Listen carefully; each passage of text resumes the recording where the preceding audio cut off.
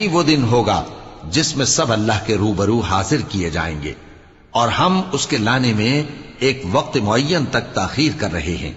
جس روز وہ آ جائے گا تو کوئی شخص اللہ کے حکم کے بغیر بول بھی نہیں سکے گا۔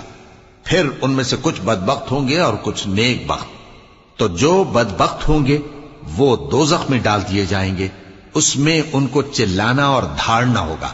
جب تک آسمان و زمین ہیں وہ اسی میں رہیں گے مگر جتنا تمہارا پروردگار چاہے۔ بے شک تمہارا پروردگار جو چاہتا ہے کر دیتا ہے۔ اور جو نیک بخت ہوں گے وہ بہشت میں داخل کیے جائیں گے، اور جب تک آسمان اور زمین ہیں ہمیشہ اسی میں رہیں گے مگر جتنا تمہارا پروردگار چاہے۔ یہ اللہ کی بخشش ہے جو کبھی منقطع نہیں ہوگی۔ تو یہ لوگ جو غیر اللہ کی پرستش کرتے ہیں اس سے تم شک میں نہ پڑنا، یہ اسی طرح پرستش کرتے ہیں جس طرح پہلے سے ان کے باپ دادا